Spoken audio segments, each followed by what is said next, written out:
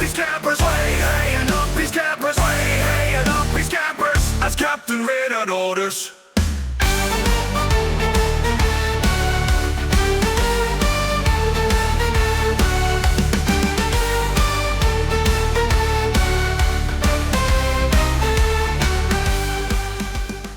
The third winter of our voyage on the Sea of Mists, deep in the west and far from a port I love. The morning sun was shining brightly in a clear blue sky, casting a golden glow upon the sea.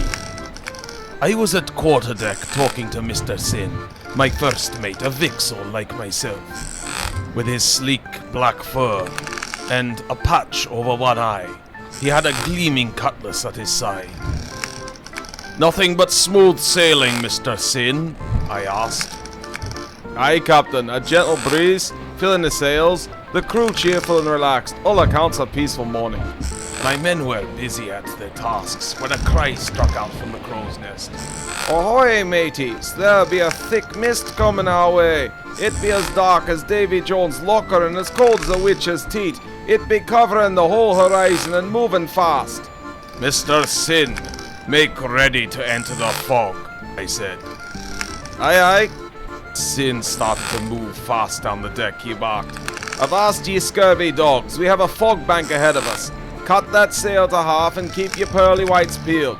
You run us aground, ye get off and push, and pray to the gods for protection, lads, for I don't like the cut of this." As I recall, I moved up to the bridge to take the wheel as the fog rolled on us thick as gravy, covering everything in its path, dark, ominous, sinister. Now, I won't have it said that Captain Reynard is any less than the most feared and respected captain on the pirate coast. So hear me true when I tell ye, it put the fear in me, like only death itself can. My men became nervous and alert, and the deck was deathly silent, aside from creaking boards and the sound of sail as it was adjusted. I could hear the movement of the arms master as he made ready the men to prepare for any possible danger, grabbing weapons and checking equipment. And hope as they might that fog would lift, it became all the deeper, until it was as ink, and we were no more sighted than a beggar put to board. And there it was, a sharp crack, and the deck of the Scarlet Sabre lurched as we were thrown forth, and up came a cry from Jack in the galley. "Shiver me timbers! We've hit a rock! The hull is breached!" To which Sin replied, "Water pouring in, fetch the carpenter, mate, so we'll be all swimming with the fish." I spun the wheel away from the collision as we moved deeper into the inky depths of the fog. "Drop the anchor and ease the sheets," I cried. "There's no saving this mess." I went to the galley to inspect the damage. On my arrival, the bilge was at full pump and they had plugged the leak. Fortune was with us, it was only a minor breach and the carpenter had already made a good patch of it. "What do you make of it, Sin?" I said, holding up my lantern to the patchwork. "'Tis a fine mess, but not more than a mop will fix. The stores will have to be checked." "Aye, that they will." "It be bad spirits, Captain. I ain't afraid to say it," said Jack Jones, the ship's cook, a Citizen with a gold, blue, and predominantly green feathers across a large black beak. "Belay that talk, Mr. Jones. We need tempt fate no more," I replied before moving back up deck to my cabin. It was later that same day that Peter Gubbins came to my cabin, pistol drawn, and held it under me chin and told me to sail out of here or he'd gut me and do it himself. Now, it's not customary to make such a mistake among crew, but tensions were strong and Peter was well known to be quick to temper. Brave at the best of times, but stupid, and definitely a liability I'd long meant to deal with. "Mr. Gubbins, if ye intend to shoot me, best be doing it. But I'll make no risk of the crew's life in the thick of it with no sense of direction. Now stow your firearm and sit." He chose to sit. I talked at length with him about my intentions to wait out the fog and calmed his nerves with a drink that I prepared for him. And from that point forth, I made sure he was never out of my sight. The fog stayed with us for 2 days, cutting the nerve of all the men, and by the third, as if we had been at sail the whole time. We awoke to the cry of "Land ho!" as the crow's nest, the first to see through the thin of the fog, saw a beach not more than 3 cables' length from a mysterious island, covered in that same thick fog. In short time, they had lowered the longboats, and then made shore. The crew were already a whisper of legend of such an island, said to have hidden caves deep within it containing treasure beyond imagination. Now, I've always been wary of such legends, as they often turn out to be the lure to the end of a cutlass. But with that in mind, I gathered me crew a motley assortment, but skilled, and we ventured into the fog shroud up upon the beach. It was a chill air as we walked. We could barely see the outline of the island ahead. The surrounds were filled with strange noises coming from the trees. I cannot tell you what type of creature makes such a noise. We followed a narrow path for a while into dense jungle surrounded by towering trees and vines. I would look around with my lantern as I heard the distinctive noise of a trip or a foot slipping on an unseen rock. "Careful of your footing, men," I reminded them. Small insects gathered about the light of my lamp, colorful and bright in contrast to such a bleak landscape. Were there others out here, quietly watching us? Were we alone? These were the thoughts I had as I moved deeper into the jungle. Finally we stopped. One of the men, Ranu, had fallen badly. His leg was a twisted mess. We quickly bandaged him and were forced to make a short camp to eat and rest. I allotted the men what time they needed. Fortunately, we were at the top of a cliff. It didn't take us long to realize the fog had mostly lifted. I went up for a look and found myself staring out on a plateau that overlooked the entire island. I could see the beach where we had landed, the jungle where we had walked, and the scarlet saber out on the ocean. I also saw further up a large volcano in the center of the island. It appeared to be spewing smoke and ash into the sky. I was amazed we'd not seen such a glow from the ship. I dared not speculate if it were soon to erupt. I pressed the men onward. 2 would return with the injured party the way we had came, and we could meet up with them on the shore, for the path we had followed was old, but at one time was well worn with stone in some areas. A short time later, we'd spotted a cave entrance near the edge of the plateau.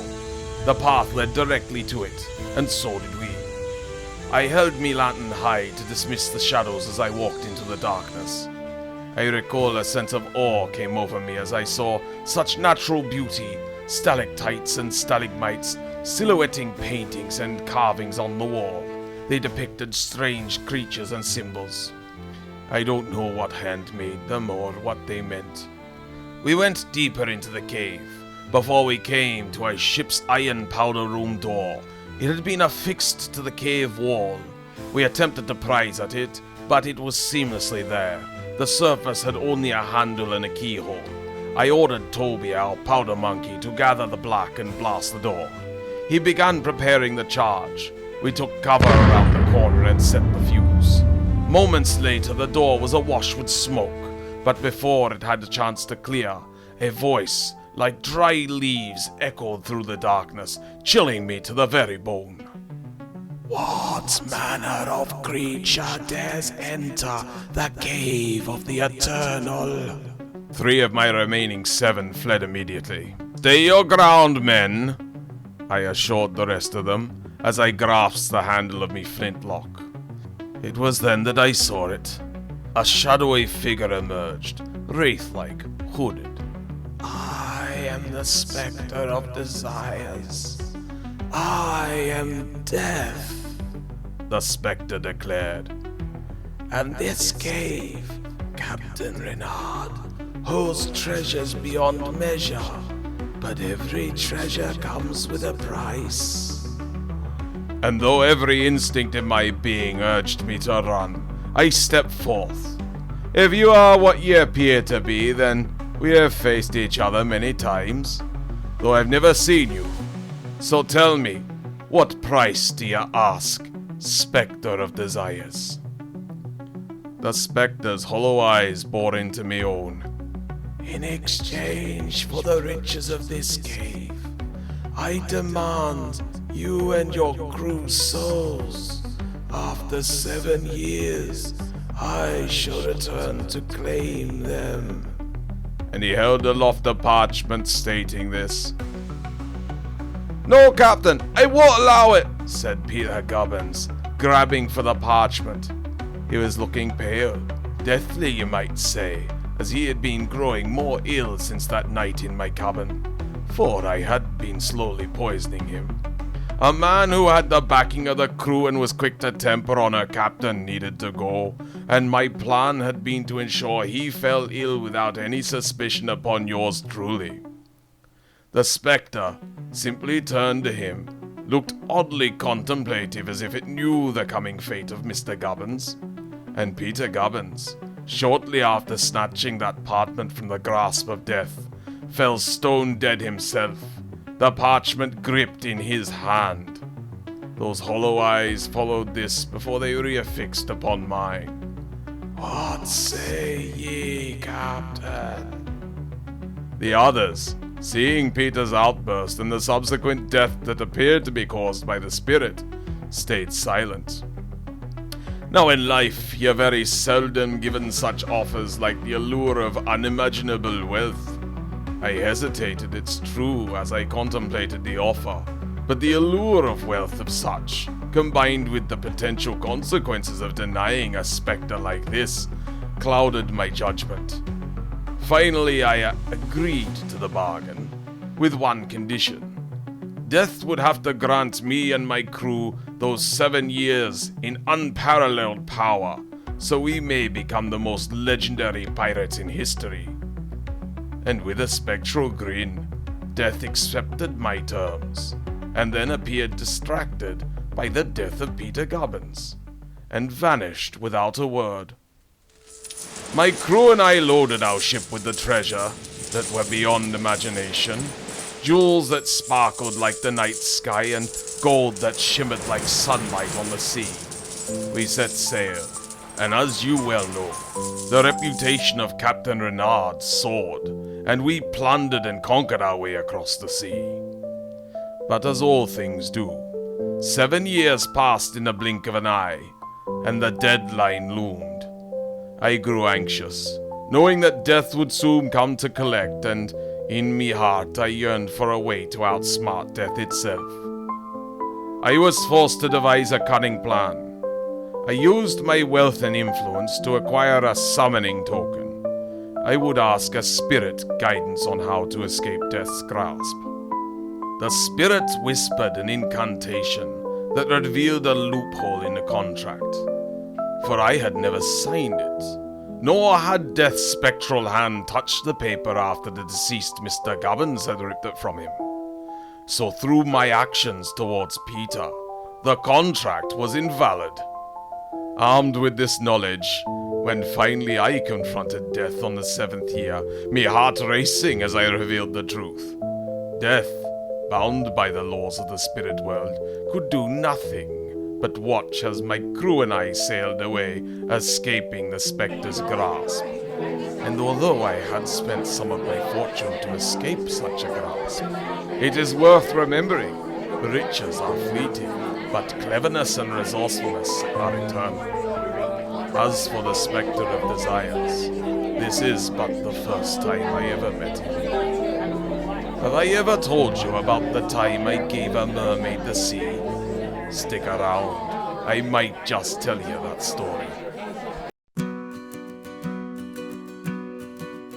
Captain Renard, he roams the seas, scarlet saber, wild and free, with Mr. Sin right by his side. They face the waves with fearless pride. Through storms and winds they chart their course, with Ranu crew a mighty force, to treasure islands far and near. They sail with neither doubt nor fear.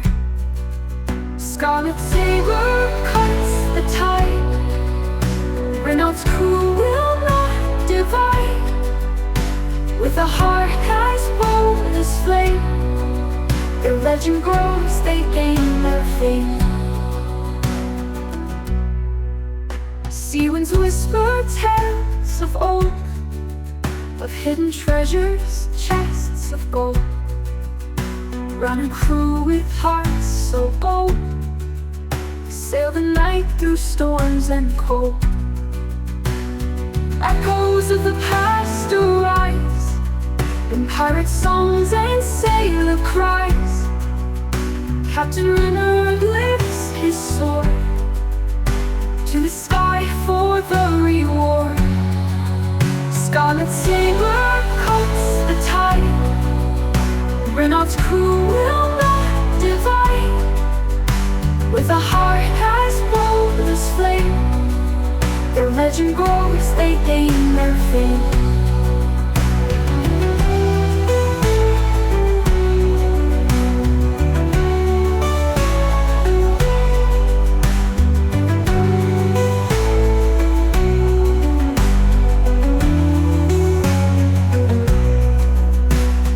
Echoes of the past arise in pirate songs and sailor cries.